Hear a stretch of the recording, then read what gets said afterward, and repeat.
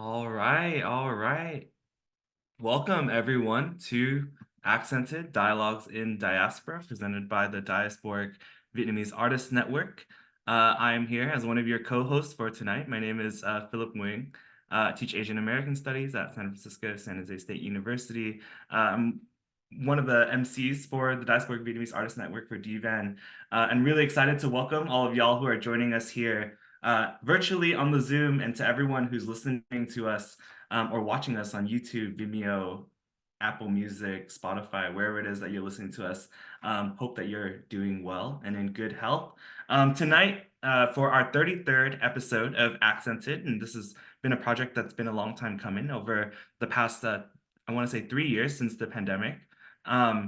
Our show tonight is going to be focused on poetry and podcasts, weaving the Southeast Asian tapestry, where we'll be talking with the Poet Laureate of Worcester, Massachusetts, Oliver De La Paz, and the host of the Vietnamese podcast, Kenneth Nguyen.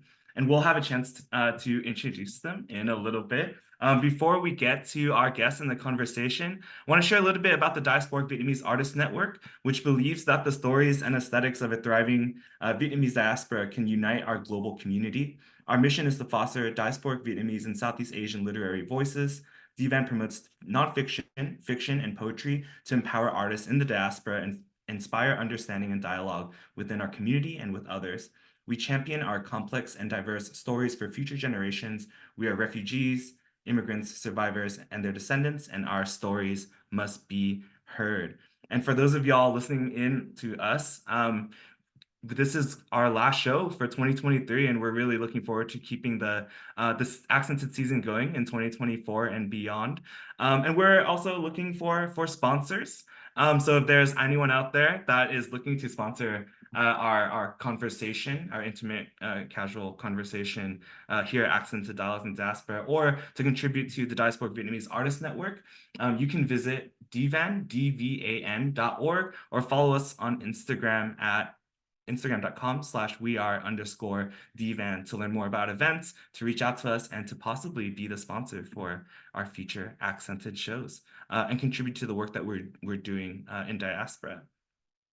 I'd now like to introduce our host, Viet Thanh Nguyen, whose novel, The Sympathizer, won the Pulitzer Prize for Fiction and numerous other awards. His most recent publication is A Man of Two Faces, a memoir, a history, a memorial. His other books are the sequel to The Sympathizer, The Committed, a short story collection, The Refugees, Nothing Ever Dies, Vietnam, and The Memory of War, which was a finalist for the National Book Award in Nonfiction and the National Book Critics Circle Award in General Nonfiction, and Race and Resistance, Literature and Politics in Asian America. He has also published Chicken of the Sea, a children's book written in collaboration with his son, Allison. He is a university professor at the University of Southern California, a recipient of fellowships from the Guggenheim and MacArthur Foundations, and the editor of The Displaced, Refugee Writers on Refugee Lives. Welcome back, and Viet, the illustrious Viet, to Accented. How are you doing? Thanks so much for the intro, Philip. So it's great to be back here with you and with Ken and with Oliver as well for this poetry and podcast episode. Let me begin by introducing Kenneth Nguyen. He's a Los Angeles-based podcaster and film producer with over 2 decades in the Vietnamese media space. Ken hosts and produces the Vietnamese podcast with over 300 episodes recorded. Ken was a founding partner of Wave Releasing, the first US-based Vietnamese language film distribution company. Ken managed the distribution on Vietnamese language films such as The Owl and the Sparrow, De Mai Tin, and Micah. He currently is a founding partner at East Films with several film projects in development.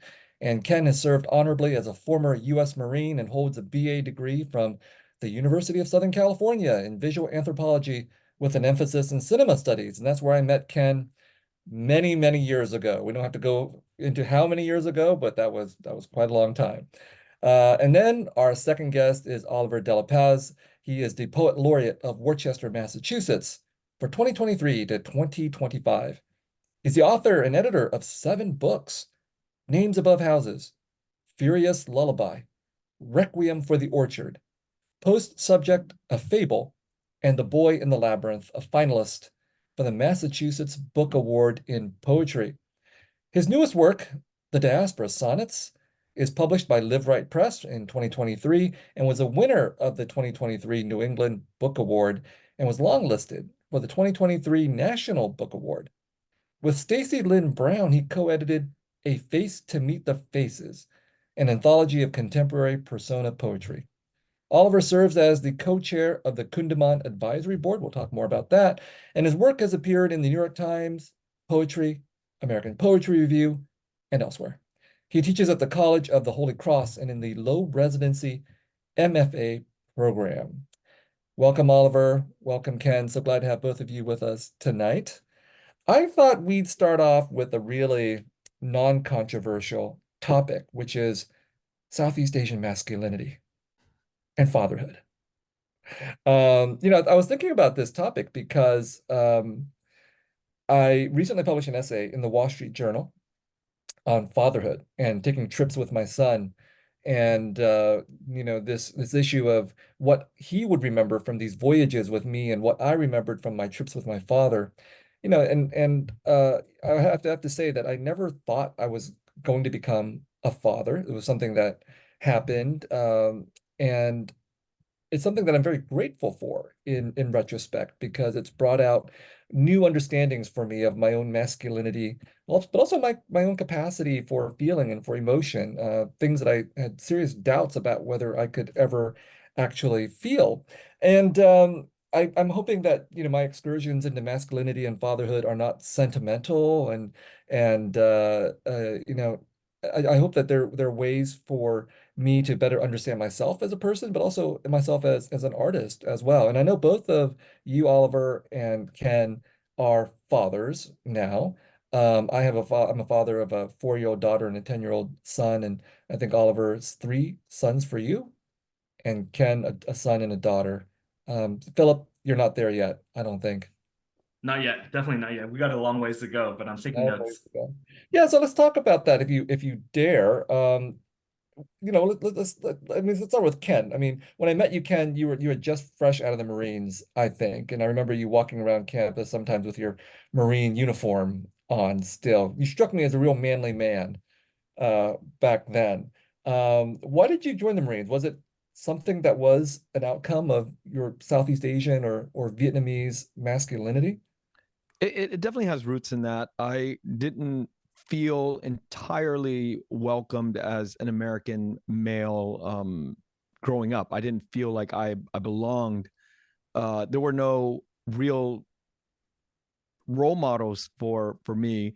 And so when I was in high school, I got to visit the El Toro Marine Base, and I really got to see some really cool looking Marines on the air station there, and it kind of inspired us. And then my brother and I both met a recruiter, and we both joined, and we wanted to see what that was like.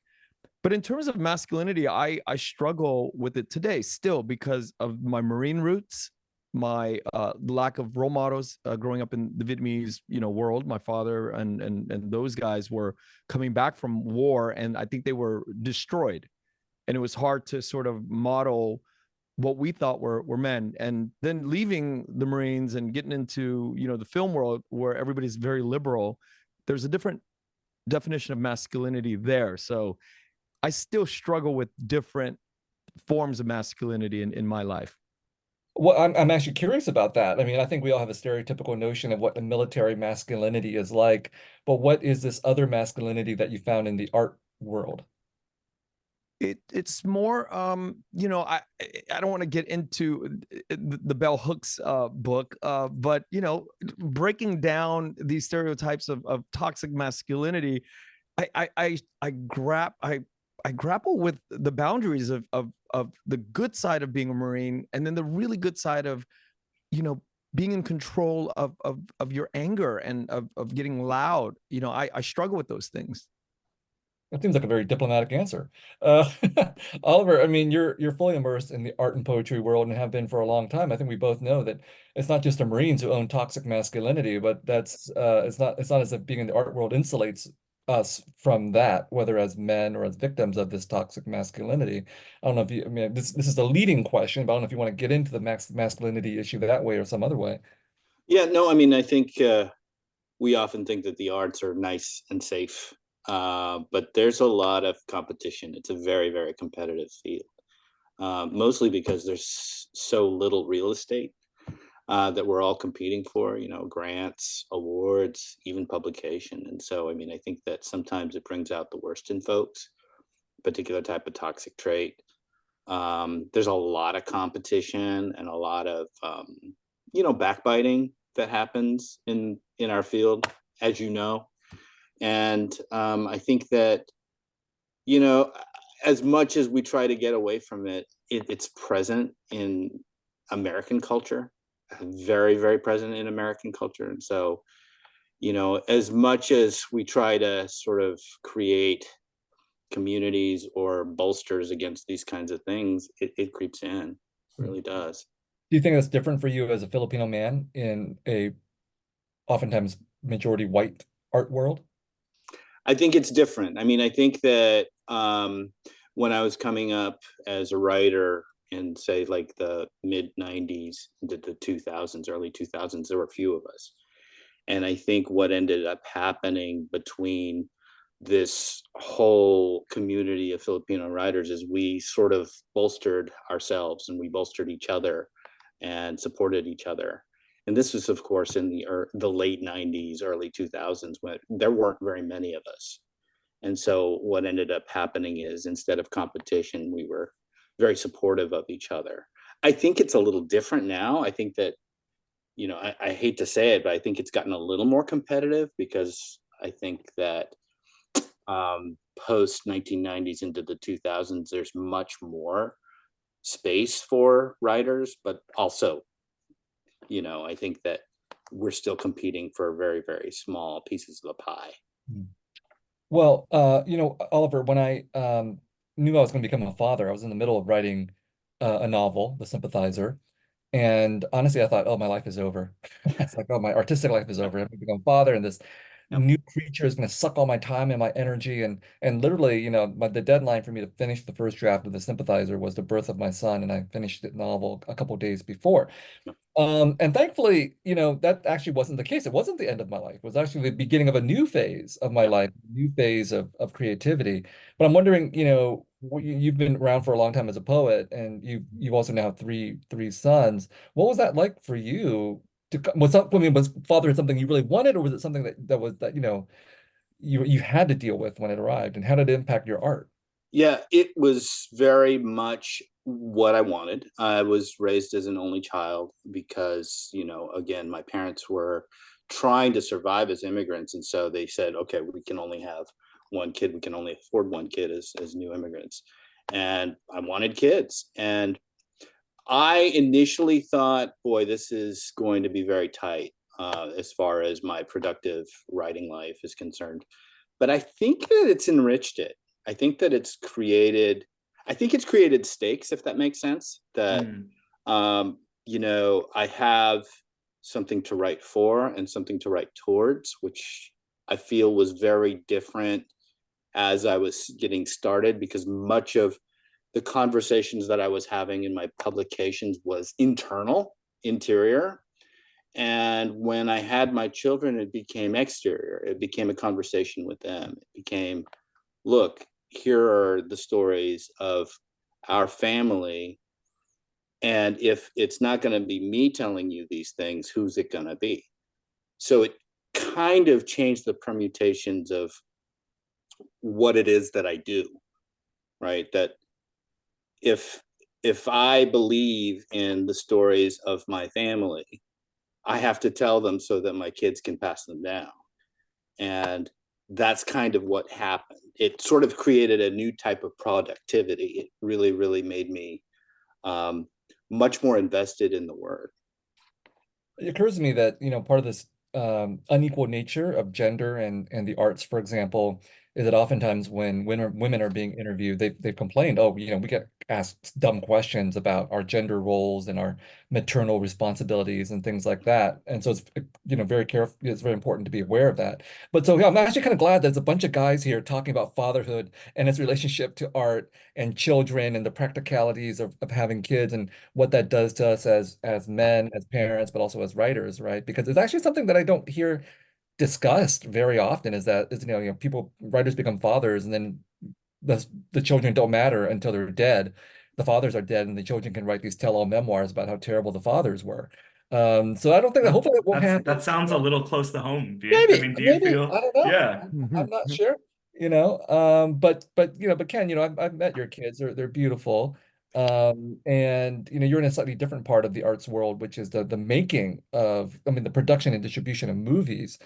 Uh, and yeah, I'm assuming that even in that realm, your fatherhood has changed you in some way. Yeah, the podcast has actually changed the way I think of legacy. I mean, I write too, and I hope to put out a book one day.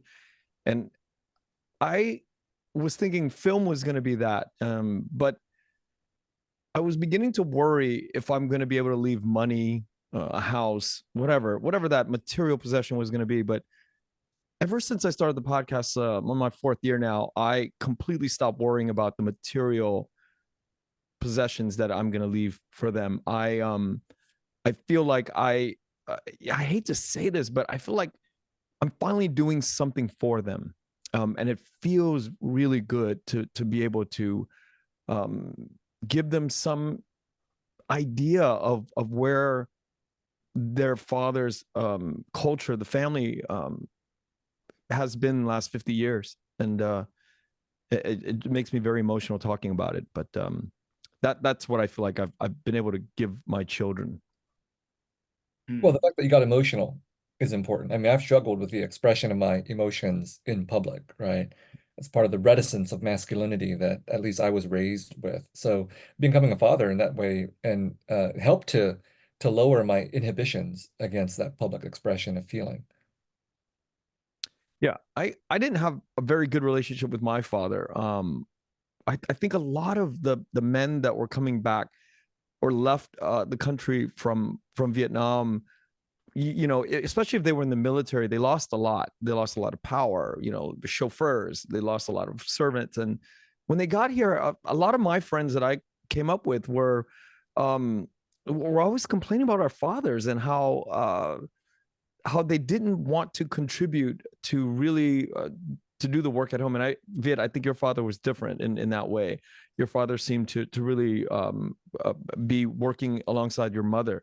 But a lot of the men that I knew, and my father's generation, were full-board colonels and captains and above, and they couldn't handle being in America, and a lot of them turned to alcohol and really didn't contribute to the family. I want to also pivot this question to also ask you about, if you wouldn't mind telling us about your dad and what growing up with him was like, Oliver. I know that you're currently the Poet Laureate in Worcester, Massachusetts, but you weren't always in Massachusetts, right?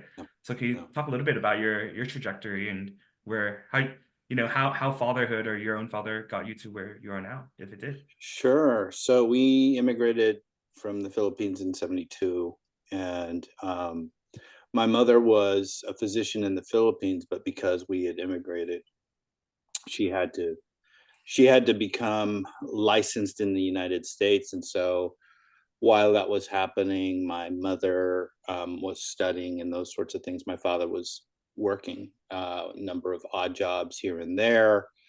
He was a trained accountant, but sometimes there were no accounting jobs, so he would do other things. And we were basically ping-ponging across the United States when we first landed in 1972. We ended up in Virginia, we ended up in Connecticut, and then we ended up finally in Eastern Oregon.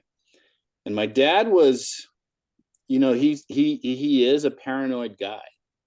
I think that the paranoia stems from, living in a country where he had no power, and then going to Eastern Oregon where he still had no power.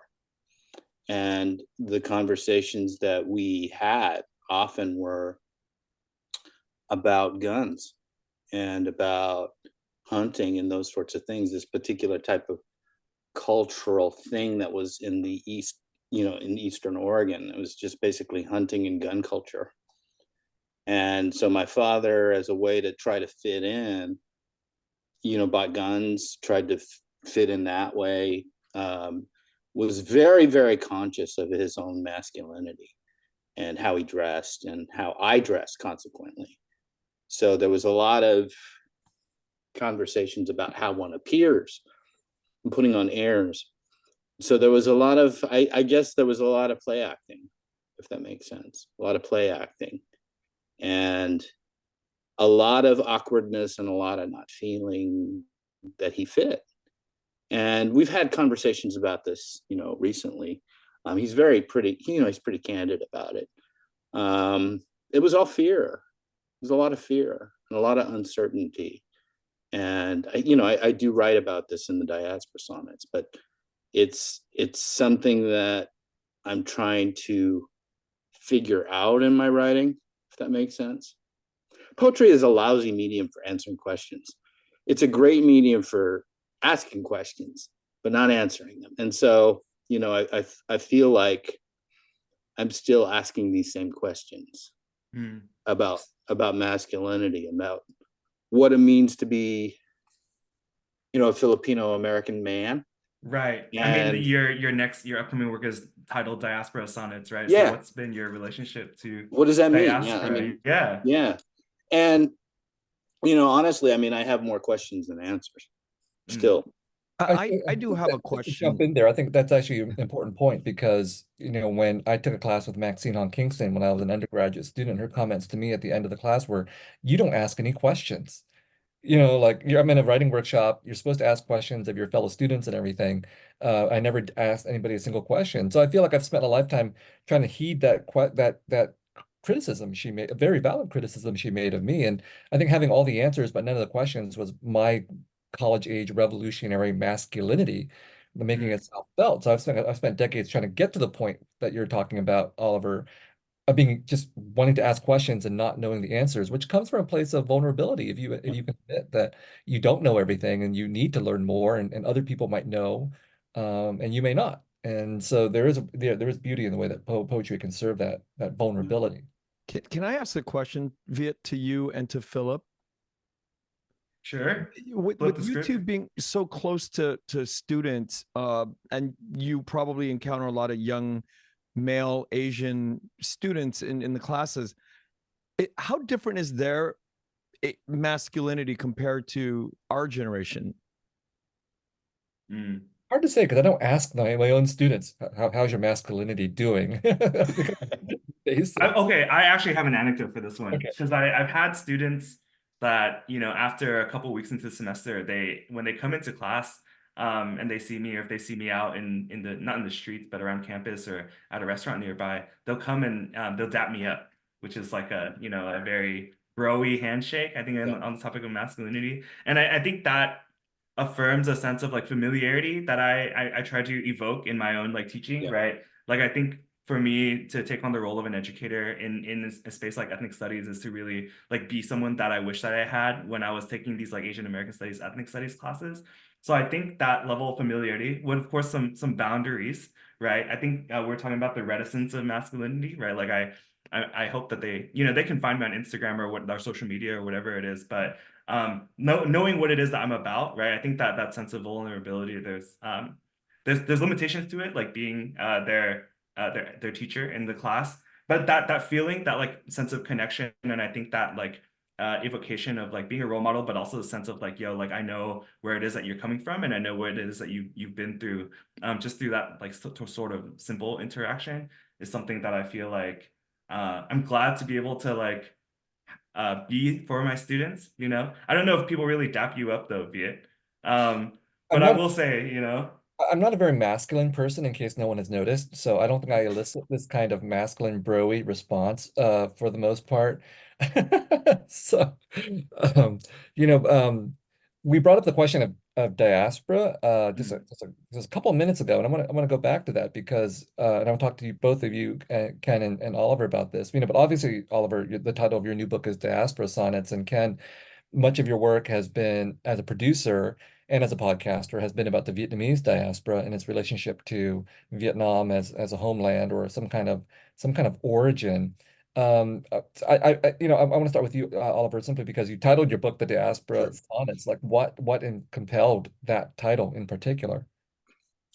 Yeah, I mean, I think that one of my, it's okay to have goals as a writer sometimes, right? And one of my goals for this particular book was to create something that was in the epic tradition for my kids, as a way to talk about the stories of my parents, which, my parents are in their 80s now, and they're not in any shape to tell my kids their story. And so I felt like I had to be the person to tell that story. And it's a story of diaspora. It's a story of people who left their home country, and they didn't voluntarily leave their home country. They left because they were under duress. They did not, again, willingly leave. They left because there was political force. And so, who's going to tell that story? My parents are not storytellers. They're very pragmatic. They're very first generation immigrants.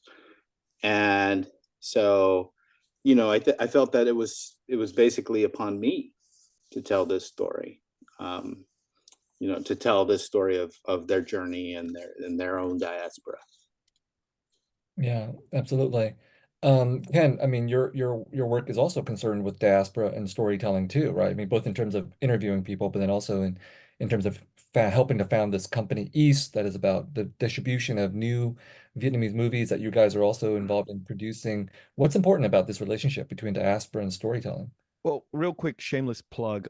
We just got a grant from the NEH for a project that we are doing called the 430 Project. And the 430 Project is talking about different stories in different sectors. And we really wrote in our proposal your quote.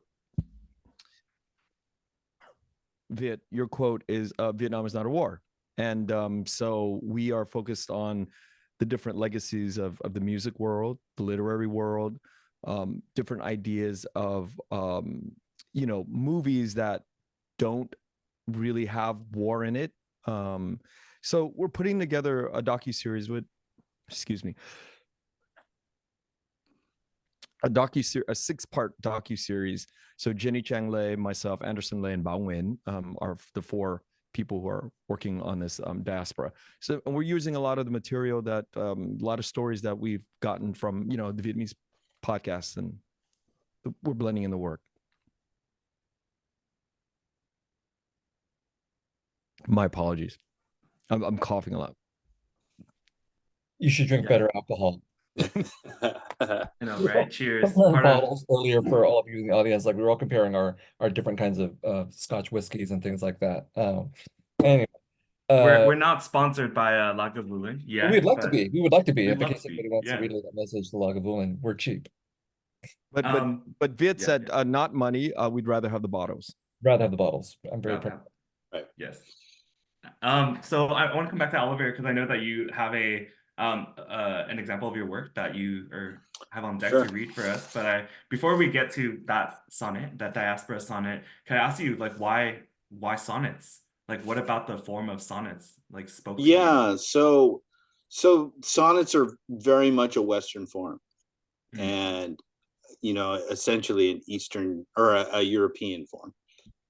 And I wanted to pose the question to the reader: what does it mean for a Filipino writer to be using this particularly Western canonical form? And in writing sonnets, I wanted the conversation to be, how is it that we adapt? How is it that we adapt language? How is it that we adapt to switching codes, to not necessarily assimilating, but taking on a particular type of form and making it our own, and making it apply to our own stories? That's why I wanted to use the sonnet, because I think that formally sometimes when you are a writer and you utilize a particular form, the form becomes a symbol. And so I wanted that shorthand, that particular type of message that, you know, the sonnet is often associated with perfection, a particular type of Western canonical perfection. And what does it mean for a Filipino immigrant to be using this particular type of form? And how does, in the hands of a Filipino immigrant, the form change? How does it alter? How does it address the concerns of an immigrant? That's why I wanted to use the sonnet, because, you know, I wanted to call attention to the sonnet. Right. And I wanted to call attention to my particular diasporic position, if that makes sense. Mm. Yeah. The piece that you prepared for us. Sure. So back when we wrote letters, there was a particular type of letter that was often associated with sending money abroad. And it was those par avion letters. Remember those with the red and blue stripes? And this is a poem about my father writing a letter to his family. And this is entitled Diaspora Sonnet Sent par avion, with an ink blemish from a broken pen. You bit the end off the fountain pen and blue terraced into the creases of your neck. Seeing the ink run across your Adam's apple to form an island there, rising at the surface of your voice. I am dizzy, so I look away.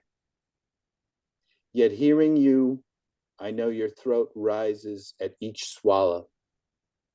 To know air like that is to write it down and to understand belonging. I am here and you are here, and we are separated only by air between us.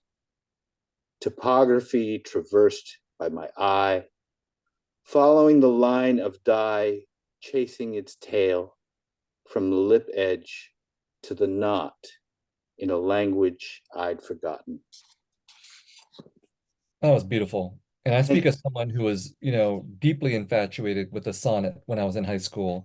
You know, read some of Shakespeare's sonnets, memorized one or two of them, and you know, tried to write a couple myself, and you know, obviously realized how hard it is to do any kind of poetry, but including poetry with real formal um, obligations. Were you considering any other kind of poetic form besides a sonnet as you were thinking about choosing one? Yeah, no, actually, I have another poem for you. So I was thinking about the pantoum, which is a Malaysian form. And I wanted to close, so basically this book is in 3 sections, and each section ends with a pantoum, which, you know, the pantoum was originally a Malaysian form until it was borrowed by the French. And it was a communal form. It was essentially a form that was, you know, choral in a way. The community would recite it. And the thing to know about the pantoum is it has a lot of repeating lines. This particular pantoum that I'm about to read is entitled Pantoum Beginning and Ending with Thorns. And I think it's appropriate for some of the conversations that we're having today. Pantoum beginning and ending with thorns. Because of the way a border on a map twists into thorns, my father stood in line in a ruined country with ruined men. We were footnotes on charred parchment, the boundaries lost at the precipice of war, shifting on the hour in spliced histories. My father stood in line in a ruined country with ruined men, and what for? Did he imagine the desert he would bring us to? At the precipice of a war, shifting on the hour in spliced histories, the call to leave home throbbed inside him, urgent pulses. And what for? Did he imagine the desert he would bring us to? Its thirsty and abandoned towns. There was a fire spreading within. The call to leave home throbbed inside. Urgent pulses crossed and uncrossed like tributaries on freshly inked maps. In thirsty and abandoned towns, there was a fire spreading within. So he took us away because the country was ruled by swords which crossed and uncrossed like tributaries on freshly inked maps. And the guns would sound all night like feast days of saints. He took us away because the country was ruled by swords and men emblazoned with chevrons and pins, and the guns would sound all night like feast days of saints. But really, there was more silence.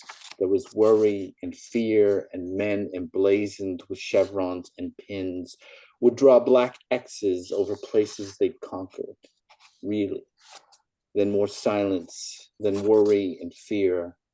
The flies would sing their hymnals in procession around the dead, the black X's over places now conquered, maps of provinces, cities, family lines drawn and redrawn, the flies singing their hymnals in procession around the dead, and my father with a ticket to flee, because home wouldn't let us stay. Maps of provinces, cities, family lines drawn and redrawn into travelogues and diaries, into stories passed in the night, like my father with a ticket to flee because home wouldn't let us stay. Hum of the plane engine, hum of idling car, hum of the outboard motor, into travelogues and diaries, into stories passed in the night. We were footnotes on charred parchment, the borders lost to the hum of planes, of idling cars, hum of the outboard motor, because of the way the line on a map twists into thorns. Beautiful. Thank you. Thank you, Oliver. I want to take, this line that resonates with me, home is a place that wouldn't let us stay. Back to you, Ken, and in your relationship or the way that you navigate your relationship with the homeland. I know, from talking to you, and we were at a conference recently where they're talking a lot about South Vietnam and its non-existence, right? But I know that a lot of your work occurs also in diaspora, is very transnational. Can you speak a little? The folks that you have interviewed on your podcasts are not just like Vietnamese Americans, but Vietnamese like folks from really across the diaspora, and even still in Vietnam, right? Can you speak a little bit about that and about your work, like Yeah, your relationship sure. with home? Yeah. I think many of us don't quite feel Vietnamese when we're in Vietnam, and we don't feel quite French when we're living in France, or Australia when we're living in Australia. And certainly we don't feel part of white America when we're in America. And I think in the beginning of the work, I used to get depressed and sad about that. But I'm beginning to celebrate it, because without these stories, I think there would be no interesting aspects of our lives. And I now look forward to more stories that are coming out of different parts of the diaspora, like New Caledonia or Senegal, that preceded the 70s, preceded 1975, April 30, that were in the 60s or 50s, that we're trying to look for in the 430 project. So the diaspora is just much more than us at 1975 and forward. It goes back to generations that, there's Black Africans who made it to Vietnam, who brought Vietnamese women back to Africa and made egg rolls and variation of egg rolls. And that food became something else that is, there's recognition there, but in a different tone in Africa. And New Caledonia as well, in the early 1930s or 20s, there are a lot of Vietnamese that came from this specific family there's so many of these stories of the diaspora that we are learning about that is just beyond our own history. And what about like the community, like that you've been able to, I'm not sure if there's been like a 130 plus, like, or not even 130, 300 plus like reconvening or gathering of like the folks that have been in your podcast, Ken, but can you also talk a little bit about like how like Vietnamese community has looked like since you started this venture of interviewing folks and asking them what it is, what does it mean to be Vietnamese? You know, I now realize that there is no pattern. I was looking for a pattern, but there is no pattern. I think human beings are live in a variety of different ways, and I think there's no the more I ask the question, what does it mean to be Vietnamese, the more variation I get. And I do have some common denominators like our food and our grit and our resilience, but there's other things that are different, very different than what I thought. And I think that it goes into infinity, as it should.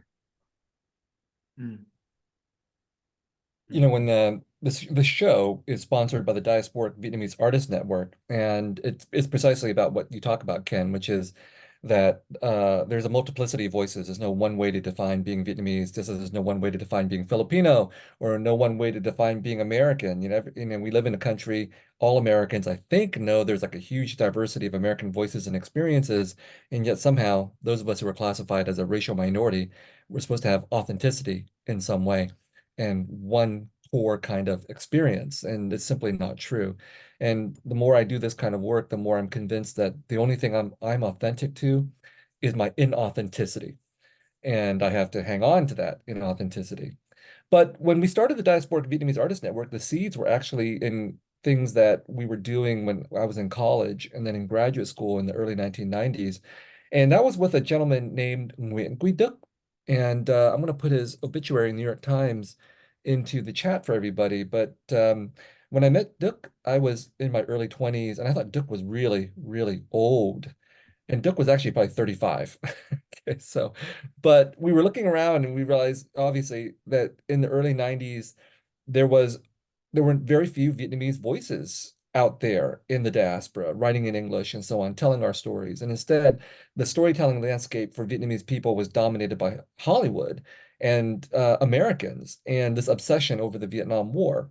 And so we started an organization called Ink and Blood, Mc Và Mao, devoted to Vietnamese American arts, based in the Bay Area.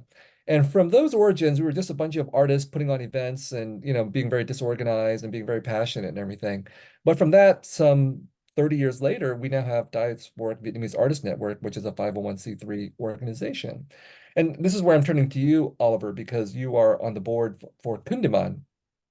And I've had, you know, some of my own students be impacted, and certainly my friends and colleagues be impacted by the work of Kundiman. Maybe you can tell the audience what Kundiman is and what your role is in this arts organization. Sure, sure. I'm a founding member of Kundiman, and Kundiman is a 501c3 organization that is dedicated to the discovery, promotion, and support of Asian American writing. And, you know, it came about back in 2003 when we modeled the program after Cave Canem, which is a similar space for Black writers. And what we were seeing, the founders are Joseph Legaspi and Sarah Gambito. And what we were seeing in the community was a number of writers who didn't have community and who were in a lot of ways suffering from the trauma of wars and had no way of having a conversation with people who understood that. And so we founded Kundiman as a way to dispense with having to explain ourselves, right? As a way for us to grant other writers permission to talk about the stories that we have that are often common, right? That we had so much in common, and we needed to find that community so that we could share those stories without, again, giving so much context. We understood the context. I think that was really important. Can you tell us a little bit about the, you know, because with DVAN, for example, you know, we're recently a 501c3, and you know, on the one hand, it's hard work, but it's kind of fulfilling for artists to put on art events.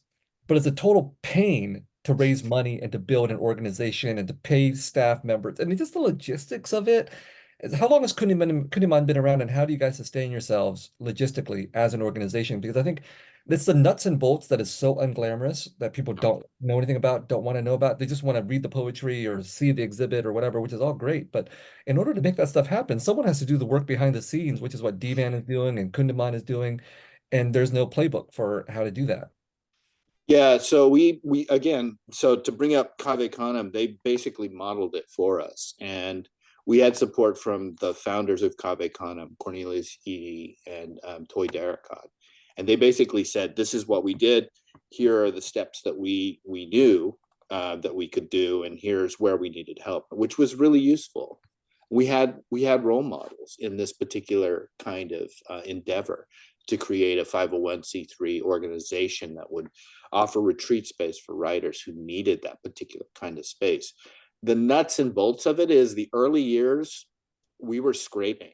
We were basically scraping. A lot of the staff was doing their particular duty without taking any payment. A lot of it was volunteer.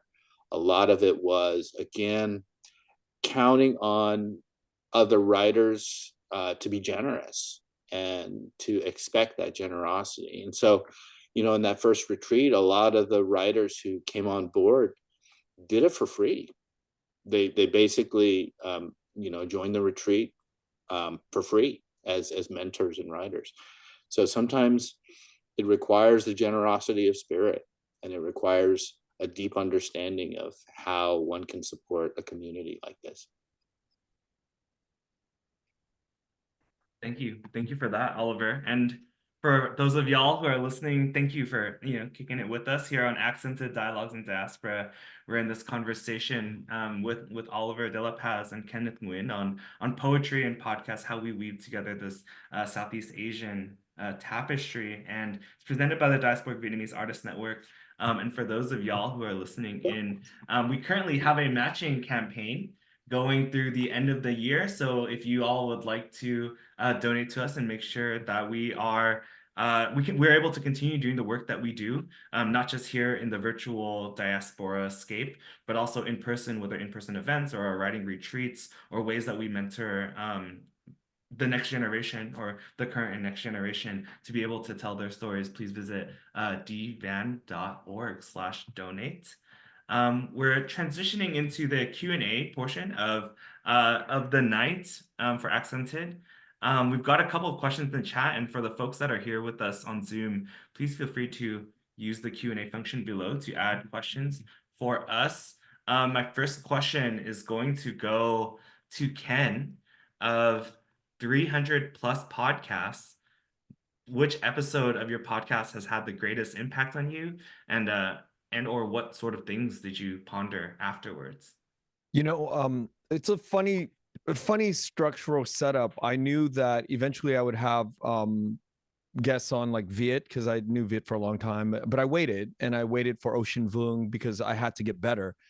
So early in my episodes, I had a lot of my friends on who are, achieving a lot of things around the art space. And one chef, Chef Nguyen Bui, he is the private chef to Ari Emanuel, who owns William Morris, and he cooks for Dua Lipa and Elton John and all these big celebrities. I had him on early, and I had him on in the first 2-3 minutes, and I thought that my earphones were broken. I thought my equipment was broken because he would take so long to reply.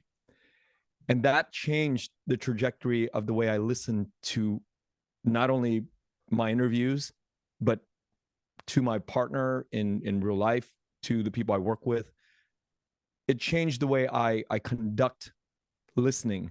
And listening is a very active activity for me. It's there's an art to it now, and Chef Nguyen Bui brought that to the table, and because of him, going into interview guests like Viet and Ocean Vuong for me was a lot easier as a result of how he changed the trajectory of the way I interviewed. Yeah, I mean, stereotypically, listening is something that men are not good at. Right. Hey, Oliver, we have a question from the audience. I don't know who it's from, unfortunately, but the question is something that I also have curiosity about, which is, do any of your sons have an interest in writing or poetry? And the reason I have an interest in that is because my own son and I, Ellison, have published a children's book together, which he came up with when he was 5, and then we published it when he was 6, and that was a lot of fun for me. And so, has the writing or art bug been passed on to any of your children? So my middle child is interested in graphic narratives, Mhm. right? In graphic novels, that sort of thing. And he's actually quite gifted as an artist. My oldest son is a STEM kid, and my youngest son is still yet to be defined. He probably will be a lawyer because he loves to argue and he usually wins the argument. So, as far as their interest in poetry, none of them have any interest in what it is that I do, which is okay. But I think if there is any hope for one of my kids to become a writer, it's the middle kid. Do you have any, do you think your children are going to become podcasters too, Ken?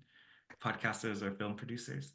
I I think both of them have inherent a lot of curiosity. I do think my daughter is really good at music. She can hear things and a good memory for melody and lyrics. So if she chooses to go down that route, I definitely will support her.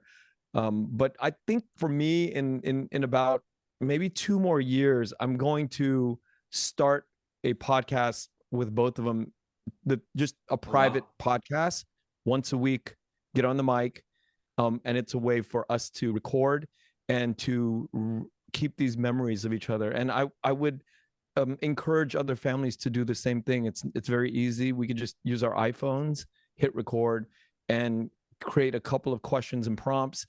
I think the kids will enjoy it because they ask me if they can be podcasting with me all the time, and I say, in time, when we're ready, we will do it. And I have a 4-person setup in my studio here, and we'll put video on and we'll start to bank them. Oh, damn. All right, thanks, Ken. Any tips for like folks trying to interview like their folks? And we'll start with you, Ken, and then I'll go to Oliver too. And then like on this note of being vulnerable as we sort of wrap up for tonight, right? Like what are some of your, if y'all have any advice, insights, tips, and tricks on cultivating a space through your work or through your art where folks feel vulnerable or empowered to be able to share their stories? Yeah, Oliver, did you want to go first? Oh, sure. I think that one of the things that I can impart as far as I forgot the question. I was reading at the same time. I was like, oh, there's a Q&A. Okay, what was the question? I'm sorry again. It is how is it how do you cultivate a space for, I mean, yourself to be vulnerable, to be able to tell that story, or for others to feel empowered to tell these vulnerable stories about themselves? Yeah, I think that I had models, and the models that I had early on in my life were people who gave me permission. And I think that that's, I think the role of a teacher, a lot of us are teachers, is that one, we have to model mystery, like our understanding that sometimes we don't have the answer, and that part of our role as people, and curious people at that, is to show that we want to learn more. So to model mystery is to ask the right questions, to ask questions about other people with genuine interest. I think also, to be humble. I think to understand that sometimes we don't have the answer. We don't have the answer for some of our inquiries. I think that that's really important, especially for people in our diasporic communities. I mean, I think that those are really, really essential things to think about. Yeah, for me now, I'm leading with this thought, this idea. I'm leading everything that I do with this idea of unconditional welcome. So I really try to let people know that I want to put out this idea of unconditional welcome when we sit down. So if I'm sitting with my children, my mother, my guests, my friends. I just want everybody to know that there's unconditional welcome, so we can have dialogue. And then when we start to have dialogue and it becomes comfortable, then I can share my piece of it. But I don't think that this idea of unconditional welcome can happen if we are telling people how much we hate Trump right off the bat, or how much, we can't do that. I feel like I can't do that anymore. I have to, like, I have uncles who are diehard Trump guys. And so now we sit at the dim sum table and we talk, and I let them, and I want to hear them express. And then we can have this bridge of trust that I'm coming in with unconditional welcome. And that's what I've learned from, almost 4 years of podcasting. It's allowing people to really give their mind. And then we have this trust that it's unconditional welcome. And then we can create this dialogue together. And then slowly, I think the trajectory of justice and the righteousness of what's right and what's wrong can come out or not. And I, that I kind of like live in that world of unconditional welcome now. Okay, which I know that you more and questions. Viet talk about in your most recent podcast with them too, on some very controversial topics, right? Yeah. Yes, and But this next question will touch on that, but just two more questions and then we'll wrap up. So this next question stems from what Ken said, and it's from an anonymous member of the audience, and it's a question that I take it very personally too. Have y'all ever faced backlash from your community because of your art or your media? I, says the anonymous audience member, am an aspiring writer focusing on diasporic Vietnamese experiences, but often the older generation, especially my mom and grandma, have gotten upset at me, questioning the American government and quote unquote being ungrateful. Just wondering how you all have navigated these issues, if ever. Oliver, you want to start on that one? My dad does not want me to write about the Marcoses, which I think is really interesting, because the whole reason why we left is because of the Marcoses. And I think that it comes from a place of, genuine fear and concern and worry. So, I have had backlash even from my own family, that like he would prefer that I write about other things. We've had a conversation about this. But, I think that he's genuinely fearful still. I mentioned that he was a fearful guy. He's genuinely fearful about what could happen. And so I think that's where that comes from. I really follow this idea that you put out many years ago, Viet. If you're not pissing off everybody, you're not doing it right. I think you said, I'm paraphrasing heavily here, but I agree. My mom used to worry that I would ask the wrong question or piss off the wrong. I'm like, bring it on, because if nobody's pissed, I'm not big enough yet. It's really the whole idea. And to be honest with you, I haven't had any attacks or anything. So I think I'm playing it too safe. I need to get more controversial, more in my skin and be more comfortable with that. I think I'm too much of a diplomat sometimes, but I really do wish that one day I can get to where Viet has said this. I'm not pissing off enough. I'm not pissing off enough people. So my work still needs a lot of improvement in terms of pissing people off. Did I tell you that this young Vietnamese American woman came up to me after one of my recent events and said, "You are the second most hated person in my parents' household after Joe Biden." It's working, Ken. I'm pissing people off. All right, Philip, I think you have the last question and leading us out. It do be like that sometimes. The last question that I've got for y'all, and I'll start with Oliver, is from our audience. If you could give a piece of advice to your 20-year-old self, what would that piece of advice be, looking back, knowing what you know now? Oh, to relax. Take it easy. Honestly, I think that I was so fearful as an immigrant kid of what would happen. Like I was so fearful of disappointing my parents. And you know what? They're perpetually disappointed. So it doesn't matter. It really doesn't matter. Just relax. For me, my advice is to do everything. Just do one thing for a year, and consistently do everything in your life for 1 year. Like if you want to pick up soccer, if you want to pick up violin, really make the commitment to do 1 year of your life and do that. And then if you want to move on, then you move on. But if you want to stick with it, then keep going. But give everything 1 year to fully flesh out and get that full experience of that new interest. So that would be definitely my 20 when I was 20. Viet, to you, what advice would you give to a 30-year-old self? I'm trying to take notes from you too. And then could you close Your us out? your waist size will not always be 30 inches. So do what you either accept that or do something to keep it at 30 inches. And then as you get older, you'll mature.